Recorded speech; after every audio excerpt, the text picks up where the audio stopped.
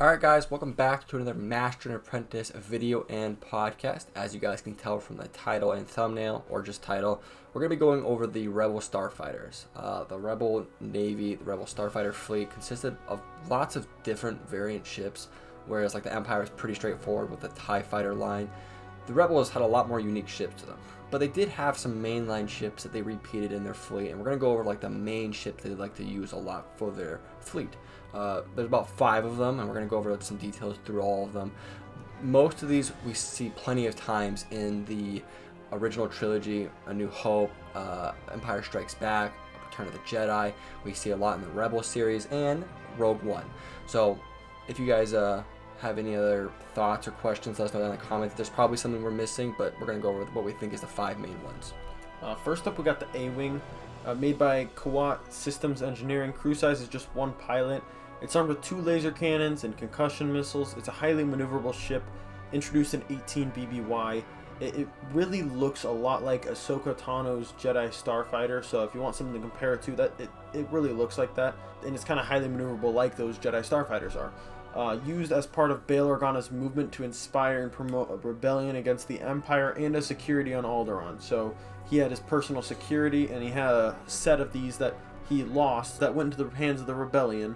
And from there, they got a huge part of their fleet, and that helped inspire the rebellion from them. The next one we have is the B-Wing. It was manufactured and produced by Slane and Corporal. It had a crew size of 1 and it could carry up to 2 passengers. It was armed with laser and light ion cannons. It was highly maneuverable. It doesn't look like it because it's so bulky and unique, but its unique wing shape kind of gave it that maneuverability. It was first seen in Return of the Jedi. It was seen a lot more in the Rebel series. It was designed by a Mon Calamari named Corey in the planet of Shantipole as a prototype, where then Hera and Sadula convinced him to let the rebellions use it, where they were reverse engineered and put into production.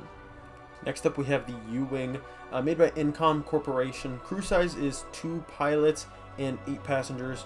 It's armed with 2 powerful Tame and Bach KX-7 laser cannons.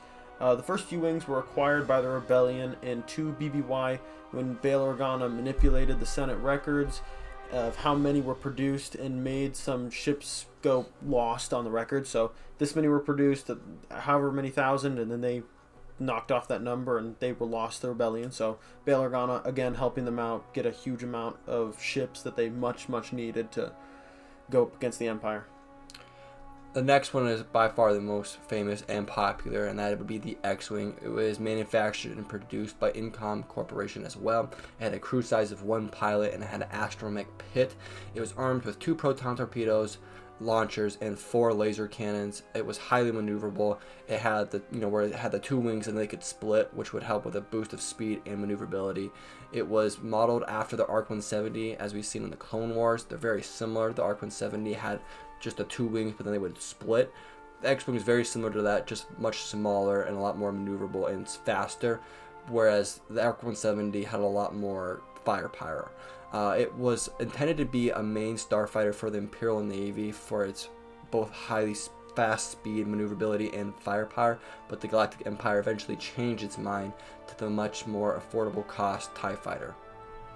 The last one we have on our list is the Y-Wing, made by Konisar Manufacturing. Crew size is 1 pilot and 1 optional gunner, and if you're in a rebellion against the Empire, you're going to obviously want that gunner in there. Armed with 2 laser cannons, ion cannons, proton torpedo launchers, and limpet charges, sticky timed explosives. This thing has a lot of firepower, and it was considered a long-range bomber. First seen was a little bit before 22 BBY. We don't have an exact canon source of when it was seen first, but just a little bit before 22 BBY is when we can know that it came into existence. But it was commissioned and used by the Galactic Republic, but many were later stolen by the Rebellion, who would restore them and use them against the Empire. Yeah.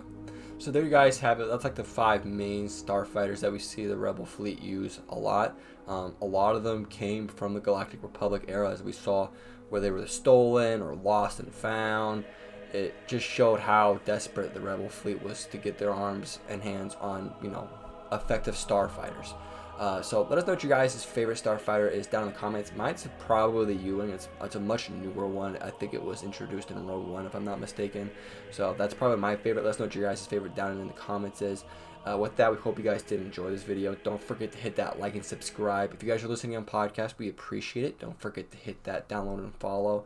And with that, Athen, what's your favorite Starfighter? I'm going to go with the B-Wing. All right, we'll see you guys in the next one. Peace.